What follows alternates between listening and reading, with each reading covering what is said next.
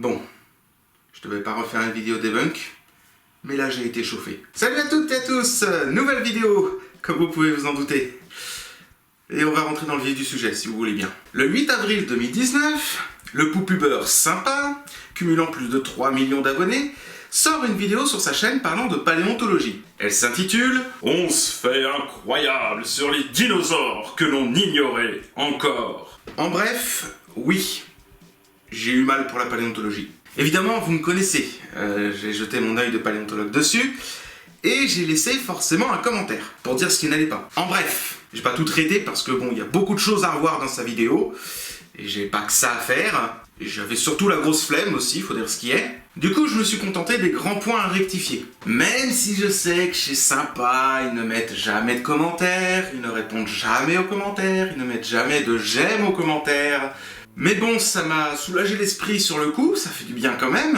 Et je me dis qu'avec mon commentaire, au moins les gens qui regarderont sa vidéo, s'ils regardent un minimum les commentaires en dessous, ils sont susceptibles de tomber sur le mien et de se dire effectivement la vidéo de Sympa c'était bien de la merde. Du coup je poste mon commentaire visible le soir même, je regarde à nouveau le lendemain, oh, plus de commentaires. Ah, le commentaire a été supprimé. Eh ben dis donc c'est pas sympa la censure chez eux hein. Bon après faut dire ce qui est, je les ai appelés poupubeurs dans le commentaire, peut-être qu'ils ont censuré à cause de ça. Donc une semaine plus tard, j'ai donc reposté mon commentaire en restant un minimum poli. Oui une semaine parce que sur le coup j'avais autre chose à faire de ma vie, et j'avais vraiment la flemme de retaper mon commentaire tout de suite. Bien que je me dis quand même, un des commentaires qui est encore sous leur vidéo les traite carrément de con. Je me dis qu'avec mon poupubeur, je suis quand même un petit joueur, mais bon. J'ai joué le jeu, je suis resté poli et courtois dans tout mon message. Donc je relaisse mon commentaire, et devinez ce qui s'est passé le lendemain? Eh ouais, mon commentaire a de nouveau été supprimé. Ah mais c'est vraiment pas sympa chez Sympa, dis donc. Eh bien écoutez, vu que la censure est une mise chez eux, bah au lieu de retaper bêtement un commentaire, je vais faire mon commentaire en vidéo, et ce sera à vous de la partager pour contrer Sympa, autant que possible en tout cas. J'ai été très patient dans mes 2 commentaires, donc là, croyez-moi, cette vidéo ne sera pas sympa. Je me lasserai pas de faire cette blague. Allez, commençons. Salut poupubeur, t'as encore fait une vidéo sur la paléontologie sans rien comprendre? C'est pas grave. Enfin, si, c'est quand même très grave, si. Bah cette vidéo est là pour corriger quelques points de ta vidéo, mais je vais pas tout corriger non plus, hein. Faut pas pousser mémé dans les orties. J'ai jamais compris cette expression. Je trouve ça marrant, moi, de pousser mémé dans les orties. Mais j'ai surtout autre chose à faire. Et une fois n'est pas coutume, je vais faire ça à la mode poupubeur, je vais faire ça en 5 points. Numéro 1. Vous serez sans doute surpris de voir une créature couverte de plumes, de poils et de puces géantes. D'entrée de jeu, dès la 14e seconde, c'est complètement ouf. On apprend que le T-Rex, orthographié comme ceci, s'il vous plaît, et pas comme ça, avait des plumes et des poils. Et les plumes chez cette espèce, c'est très sujet à débat. Des études statistiques ont été faites, et a priori, notre cher T-Rex ne serait pas recouvert de plumes.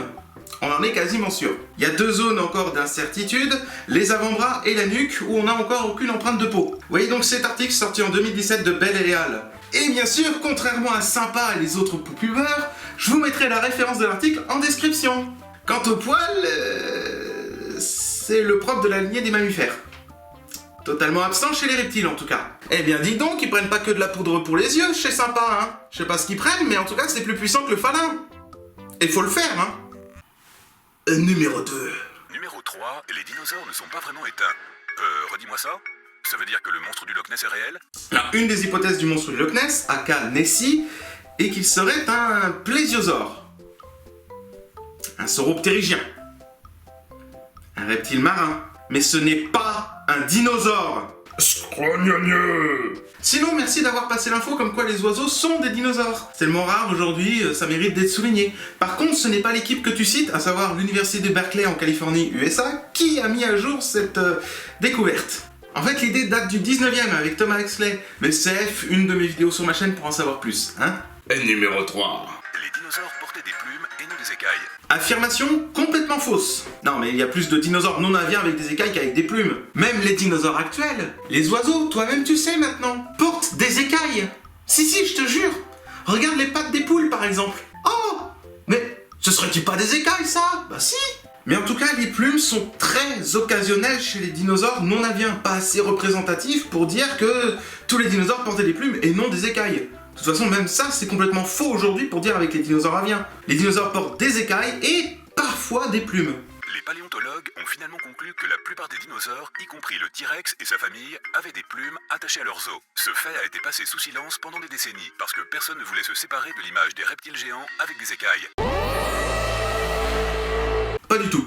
C'est juste qu'avant, on s'y est pas intéressé tant que ça. C'est juste qu'il y a un Gus un matin qui s'est levé et qui s'est dit « Dis donc, c'est quoi ces profondes perforations sur les avant-bras de Vélociraptor ?» Et après, on en a parlé. En tout cas, chez le Vélociraptor, c'est sûr qu'il avait des longues plumes au niveau des avant-bras, d'où les zones d'insertion avec les petites perforations. Mais par contre, chez le T-Rex, c'est totalement absent. Et c'est pas parce qu'il y a des plumes sur les avant-bras qu'il faut en mettre sur tout le corps, mais ça, on a tendance à le mettre de côté aussi, hein. Et numéro 4. Et en 2016, une équipe de scientifiques de l'université du Chili a modifié quelques gènes de certains embryons pour leur donner des pattes de dinosaures. Et ils ont réussi. Alors, l'expérience du Chickenosaurus a été faite par Schweitzer et ses collègues sous la supervision de Jack Horner, qui sont tous américains, d'université américaine. Donc ce n'est pas une université du Chili en 2016, c'est même antérieur à 2016 cette découverte. Et ce sont pas sur les pattes arrière. Bah non, regardez les pattes d'une poule, ça fait assez dinosaurien quand même, hein. Schweitzer et son équipe ont réussi à modifier l'expression de certains gènes dans certains caractères et ils ont obtenu plusieurs résultats. Des doigts non fusionnés et griffus, des dents dans le bec et une longue queue osseuse à la place d'un pygostyle. Bien sûr, la création d'un parc rempli de dinosaures relève encore de la science-fiction, mais le potentiel est là. Mais les expériences avec Chickenosaurus, ce sont des expériences qui iront droit dans l'impasse, forcément. Et ça, j'aurais aimé que tu sois un peu plus critique dans ta vidéo là-dessus. Ce serait bien d'ailleurs un peu plus de critique dans tes vidéos. Parce que pour Chickenosaurus, on aura la certitude uniquement pour les os et compagnie, tout ce qui se fossilise finalement.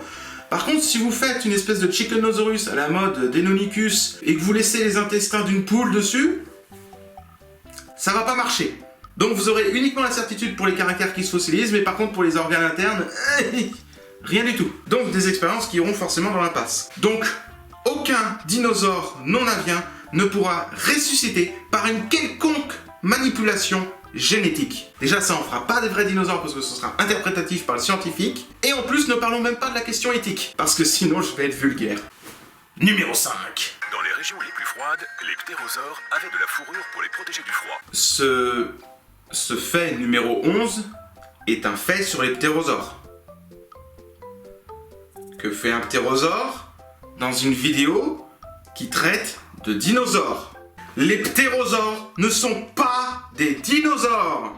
Oh, scrognonieux! Dans une étude de 2018, des paléontologues de l'université de Bristol ont suggéré que certains ptérosaures pouvaient avoir plusieurs types de revêtements sur leur corps en même temps. Ils avaient des plumes sur la tête et les ailes, tandis que tout leur corps était recouvert d'une fourrure douce et moelleuse. Et l'étude en question, ce n'est pas l'université de Bristol. Enfin si, il y a 2 Gus parmi les auteurs, qui sont pas les premiers, qui viennent de l'université de Bristol, mais c'est très réducteur de dire que c'est uniquement cette université-là qui a fait cette recherche. Citez les auteurs carrément, enfin c'est pas compliqué de dire ça. Je sais pas. Si, peut-être un petit peu. Mais l'étude sur laquelle tu te bases, je laisserai un ami qui s'appelle FL Reptile qui fera peut-être une vidéo dessus pour en parler plus longuement. Mais en bref, les ptérosaures n'ont pas des plumes ou des poils, c'est un autre tégument qui s'appelle pycnofibre. Et ben voilà, j'espère t'avoir aidé un petit peu plus. La prochaine fois que tu traites de paléontologie, appelle un paléotubeur, appelle un paléontologue ou fais de vraies recherches. Sinon, abstiens-toi, s'il te plaît. Et je préférerais que tu ne touches plus à la paléontologie si tu comptes pas faire ça sérieusement. Parce que pour dire que les oiseaux sont des dinosaures, je trouve qu'il y a un minimum de recherche derrière. Mais pour dire derrière que les ptérosaures sont des dinosaures, mais là je me dis que vous êtes des idiots finis. Allez, reste du côté sympa de la paléontologie, sois plus sérieux dans les recherches que tu partages à ton public, ou ne fais rien. Allez, à la prochaine. Post-scriptum, la musique de fond est trop forte par rapport à la voix.